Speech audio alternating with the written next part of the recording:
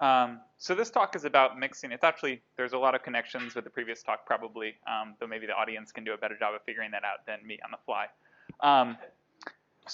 But this talk is about mixing high-level and low-level languages. And so I want to take as an example, think that you have some functional program written here in blue, and then you want to replace some portion of it with inline assembly. And so that could be handwritten assembly, or that could be assembly that's generated by a just-in-time compiler that has realized this portion of code can be compiled. And so the question that we have when we're looking at this example is, first, how can we safely mix assembly? How do we put inline assembly without crashing, without producing values that don't make any sense? And then secondly, how do we reason about the equivalence of these programs? Because in the case of the just-in-time compilers, if we wanted to verify a JIT, we want to make sure that the original program was equivalent to the program that we just replaced a portion with assembly. And so I want to start with this first question: how do we safely mix high-level code with assembly? And really, I want to present sort of two options that maybe have existed prior to this work. The first is that we can just translate the high-level code into CPS, or we can make it continuation passing style so that it matches the control flow of the low-level assembly. So assembly, essentially every, when you finish a basic block, you jump to another block. You never return. And in the same way, when you transform high-level code into continuation passing style, you always just call the continuation. You never return. And so once you've done this transformation, you end up with similar control flow, and it's a little easier to stitch the two together and reason about how they're going to work.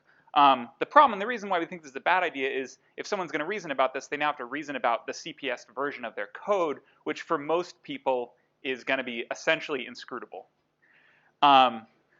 I guess there are audience members for whom this is not true. So the second idea is that rather than changing our high-level code, maybe we can impose some additional control structure on the low-level code and make it well bracketed in some way. And this is, I think, maybe even a worse idea because we've essentially changed we've moved the goalpost. We're saying we're no longer mixing assembly with a high-level language. We're mixing a high-level language with a slightly lower-level language. And so what this work shows is that you can mix high-level code that stays high-level with low-level code that stays low-level, and reason about how they fit together safely without sort of going in either of these directions. And we do this by introducing a sort of static discipline that we call a return marker that allows us to reason about an assembly component mixed into the middle of a high-level component, to mix direct style with continuation style and sort of have everything fit together. So that's sort of the outline. To do this, the demonstration we have a simple functional language, which I'm writing, we named fun, and sometimes I'll call it F, and it'll be in blue throughout the talk. And it's just simply type lambda calculus as recursive type, sort of the smallest functional language that we thought could demonstrate this idea of mixing high-level direct style code with inline assembly. And the assembly, it's a typed assembly language, which is called TAL, and sometimes I'll write just as T, and it'll always be in red throughout the slides. And this is based on the stack-based typed assembly language of Morissette et al. And so what that means is there's a machine configuration, which is a memory and then an instruction sequence, a basic block. And the memory is made up of a heap, which maps locations to heap-sized values. Those are code blocks and tuples that may or may not be mutable. And then there's registers, which map some finite number of registers to word-sized values, which are like integers and pointers. And this is a stack-based typed assembly language. There's a stack. And this isn't a call stack. It's just a place you can push and pop word-sized values. But obviously, you can use it to implement some kind of call stack behavior. And so if we want to know how this evaluates, machine configurations, step to machine configurations by running whatever instruction is on the front of the instruction sequence. And so in this case, we're moving the number 5 into the register R1, and so we can see that reflected in the new memory state R1. And so basic blocks end with a jump, or if you get to the end of the program, a halt. And so if you evaluated the jump, you'd replace the instruction sequence with whatever basic block you're jumping to. And so this is a typed assembly language, and so we have static typing for basic blocks, which you write the judgment like this. And the idea here is we have a heap typing here that maps locations to whatever the type of the heap value. There's a type environment because TAL has polymorphism. That's not anything different than normal type environment. There's a register file typing, which you write as chi, which maps registers to the word value types that they contain. And then the stack typing similarly is word value types, a stack of them. And so if this judgment holds, what that means is that if we are running this instruction sequence in an environment that satisfies this memory, then we won't crash. We won't try to jump somewhere that doesn't exist. We won't try to load out of a register that's empty, et cetera. And so the important thing here is that we can give a type to this code block, and we do, but that type that I'm writing down there, it's a precondition. And so what it means is that the type of this code block, which is, for all delta, if you instantiate it with some type variables in delta, and then you run this where the registers satisfy this register file typing chi, and the stack satisfies sigma, then it won't crash. But this is a precondition. This is not a type like we normally think about for a functional program, where the type means this is what this is going to evaluate to, right? This is not what it's going to evaluate to. And so we can see this visually saying, what these types are saying is that in order to jump to this block, we need a register that satisfies chi1, and we need a stack that satisfies sigma1. And then to jump to the next block, it needs to satisfy chi2 and sigma2. And so in order for this to be well typed, whatever this block does must somehow mutate the registers in the stack such that whatever satisfied this will satisfy that. And so the problem is that these preconditions don't exactly give us enough to be able to mix things together. The problem is that we want to take some component on the right side, or the left side, and I'm writing this as E because we're imagining this is very fine-grained mixing, that we're talking about individual expressions or sub-expressions that we could replace those with assembly. And so we want to be able to take some expression in this functional program and replace it with something that's made up of assembly. And so we need some notion of component at the assembly level that corresponds, as the same granularity as expressions on the functional side. And so in order to do that, we can't take a single basic block, because the basic block, for example, can't even have control flow. In order to have control flow, you branch and you jump somewhere else. So a notion of component, which I'm writing here to sort of evoke this expression idea, though this is TAL, right? There's no expressions, is both an instruction sequence, which is the basic block. This is the block we're going to jump to. And then there's a private heap fragment. This is just other blocks or possibly tuples that this component will use in order to carry out whatever computation it's supposed to do. And the second thing we have to do just to set this up is we need a way to write this program. We need a syntax to be able to have functional code and assembly code mixed and maybe nested inside each other. And in order to do that, we build a multi-language. And if you're not familiar with multi-languages, this comes out of work by Matthew Spindler. And the idea is that you combine the syntaxes of both languages, say an S language and a T language, into one syntax, and then you introduce these boundary terms. And there'll be an ST boundary and a TS boundary for these two languages. And these are the way that you allow the two languages to mix by nesting one inside a boundary term that then makes it available to the other language. So the idea is if we have some expression in the T language, we can wrap it inside an ST boundary, which means T is on the inside, S is on the outside. And the way this evaluates is, you can see this mantra, we reduce under the boundary and then we translate. So we reduce first ET to some value VT, and then once we have a boundary wrapped around a value, there's a type-based value translation that translates from one language to the other. So we convert that to a value in the S language and continue on. And so these are typed, and so what that means is for the boundary to be well typed, if what's inside the boundary, this is an S expression of, not X expression, an expression from the S language of type tau, if we put that inside a boundary and note that the boundary has the type, it annotates, what should be inside here, then the result is tau plus, where plus is the translation from the source, from the S language to the T language types. And so for this to be, we have to carry this out also in the value translation, so that a value of type tau has to be translated to a value of type tau plus for this all to make sense. And so we want to do this for FunTAL. We want to apply this multi-language idea to give us a syntax to be able to write down these programs. And so we sort of start, we say, okay, we're going to have this FT boundary, F for our functional language, T for our TAL, and we're going to put inside it our notion of an expression, which is this instruction sequence and heap pair. And then we're going to reduce it to some V, and then we're going to translate that to the other language. And so two things come up immediately. The first and the harder one is, what's the type of this IH pair? Because we said for it to be well typed, it has to reduce to a value that has the translated type from whatever's outside the boundary. And so we need to know the value that this is going to produce.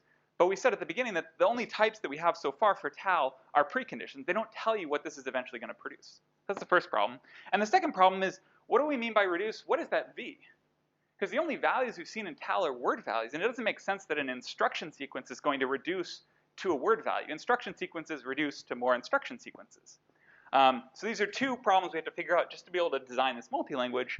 And we'll talk about the first one first, which is what is sort of the return type of a TAL component? And so if we think about, if you're writing reusable assembly components, the way you do that is, along with whatever other input it needs, you're going to have to pass it some return address saying when you're finished through whatever computation you're going to do, please jump to this location. And so we're saying here's where we're going to return to L, and afterwards it'll go to L. And as long as we have some calling convention that says maybe pass one word size value to this return address, we can then say, okay, whatever the type of the value is you're going to pass, this W, whatever the type of the W is, that's going to be the return type of this component. And so we can realize this statically by introducing a notion called a return marker that says where the return continuation, where the return address is stored. And so what this means concretely is it could be a register. You could say, okay, the return address is going to be stored in register RA. And if that's the case, then in Chi, the typing for the register file, we would expect there's some code block that it's expecting to be passed according to the calling convention, some word size value of type tau. And then since these components can modify the stack, we want to have the stack as also a part of the return type. So this sigma prime, because you may have pushed more values or popped values off, sort of should always be thought of as part of the return type. And so once we've done that, we have a calling convention, we have this return marker, we can then write down what the return type of this component is, because we can figure it out from the rest. And in addition to registers, return markers can also be a position on the stack, in which case it essentially is the same thing. There should be some on the stack at the right position, there should be the code block that's expected to be passed the value of the right type. So that's the first question. We have a return type now. The second question is what corresponds to fun values? What can we translate into a blue V? And if you think about it for a little bit, you say, well, okay, we want this IH pair to reduce until it can't reduce anymore. So what we're looking for is not really a value, we're looking for a terminal configuration. So in tau, we have both of these. We have word size values that are in stacks, we have heap values too, and then we have terminal configurations, which are just the halt instruction in tau. And so V, in this sense, is a component that's just made up of the halt instruction. And halt in tau takes a register that says, this is the value I'm producing. As a result of this entire computation, I'm done, and here's a word size value. And so in order for this to be well typed, we introduce a new return marker, and that means when this component finishes, it doesn't return anywhere, it just halts. And in order to be, to make sense, if you're halting with, say, register R1, then R1 first had better be in, have a value in it. And then more importantly, the value it has in it has to have the same type that the return marker specified. So you said, I'm going to halt with a value, word size value of type tau, then the register you're halting with has to have a tau in it. And assuming that's the case, and the same requirement that you said you're going to halt with a stack of type sigma, so the stack type better match. And then we can get the result type of this component. So that was sort of one direction. That was embedding tau, the assembly, inside the functional language. But we want to be able to do the reverse as well. In particular, this comes up again from the motivating example of just-in-time compilers, that if a compiler transforms some portion of code into assembly, there's no guarantee that it's going to run straight line to the end and halt and give you back a value. It might start running, and then it needs to call back into code that it wasn't able to figure out and compile, and maybe run that for a little bit and come back before it can continue on. So we want to be able to nest not only assembly inside of the functional code, but also the reverse, functional code inside of the assembly. And so we need a boundary of the other direction, this TF boundary, which means F inside T on the outside. And this is a little bit, you have to do a little work because you need somewhere for that value to go. And so we introduce a new instruction called import that says this is the destination register RD where the value, once it gets translated, is going to go. And so if you have some value, you've reduced to a value inside the boundary that has some type tau, then we have some value translation to a word size value that has type tau plus, and this whole thing reduces to a move instruction of that word size value into the destination register. So that's sort of the summary so far, but there's a problem with this, which is that right now we've said the return marker can be a register, a place, it can be a position on the stack n, and it can be the end return marker that says this component is going to halt when you get to the end of it. And if that's all you have, we actually end up with a problem where the preconditions on E, on this component, which are in the type that show up here, will actually include everywhere, every component that you will transfer control to after E. And so concretely what this means is, if we have the return marker RA, we're saying, okay, E is going to return to RA. So we know E is going to return to some component whose address is currently stored in RA. And so that means that we're going to return to this component labeled as 1. And so inside the register file typing chi in RA, there has to be the type of whatever this one is for this to be well typed. So that component has a, is a code block type, and so it also has a return marker, Q.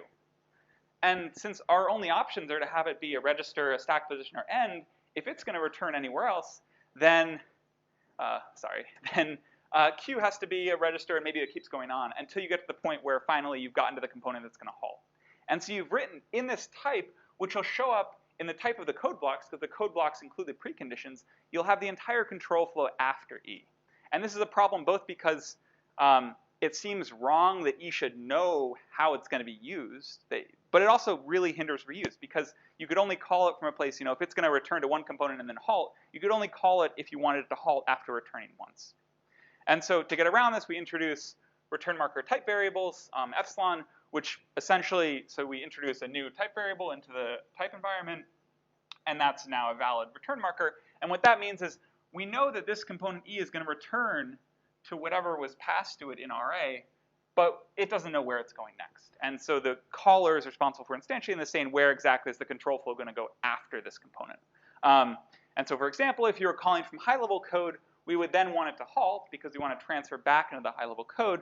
And so we would instantiate epsilon with n, saying the return continuation we're passing, this return address, is pointing to a block that's going to halt. So for it to be well-typed, it has to have the end return marker.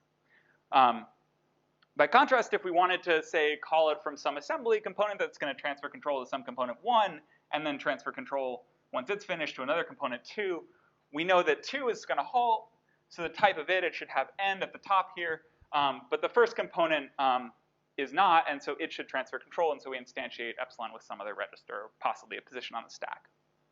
And so what this lets us do is, build components that can be used in different contexts without, fixing exactly what the control flow is going to happen afterwards.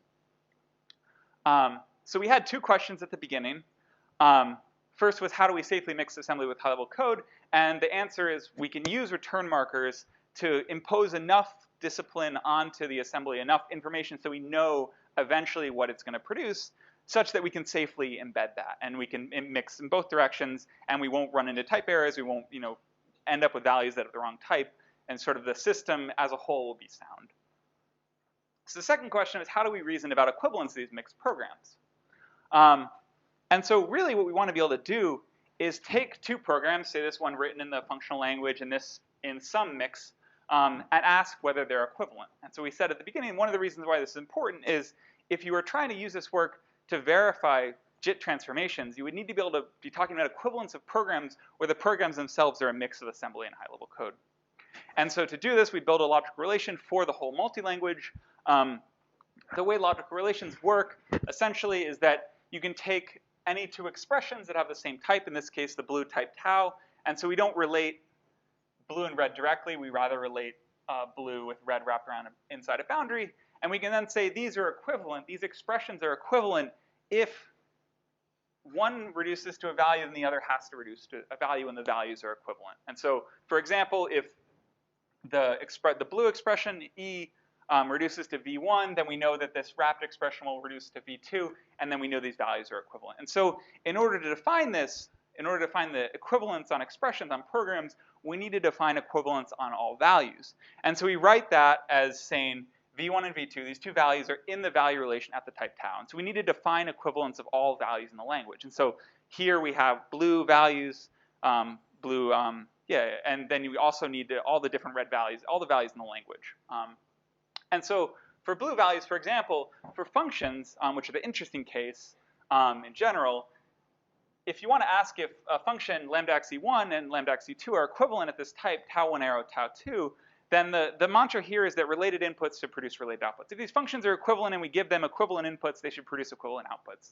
And so we write this formally saying if v1 and v2 are related at this type tau1, they're related values, then if we substitute them into the respective value expressions, the bodies, we'll get related expressions. And remember, related expression means they will run to related values.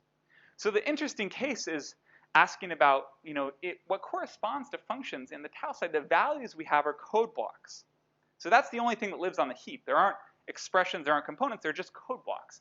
And so we want to relate code blocks, And so we essentially are going to do this with the same strategy. We're going to relate, say a code block is related to another code block if it takes related inputs to related outputs. And so the related inputs are going to be whatever's in the registers, what's on the stack, and the related outputs would be the same kind of stuff. But the problem is if we do this, we end up with much too fine-grained an equivalence. We only have equivalence of single basic blocks.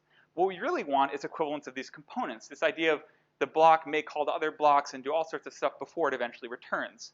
But the return markers give us a way to actually talk about when we leave the component. So using the return marker, we can say the way these components, or the way these basic blocks are related, the way code blocks are related, is if at the point when they call their return continuation, they pass them related outputs. And so we recover the sort of desired granularity that corresponds to high-level functions.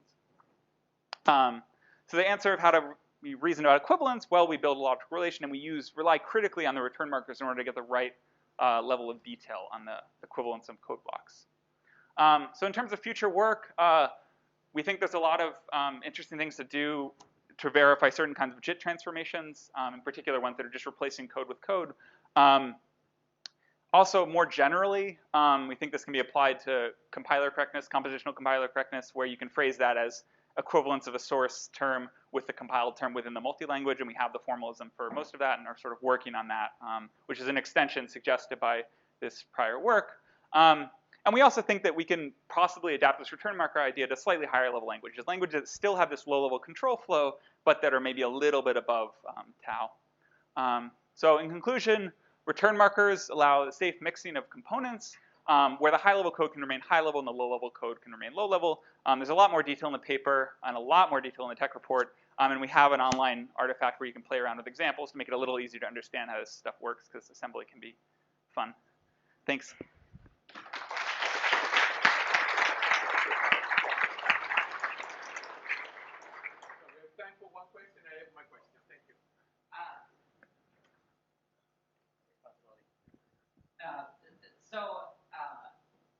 These return markers seem awfully sort of continuation-y to me, which, I mean, I have to ask, have you looked at the connection to basic ES? And I need you to repeat the question. Yeah. So the question was, these return markers look a lot very continuation-y, and have you looked at the connection to the CPS?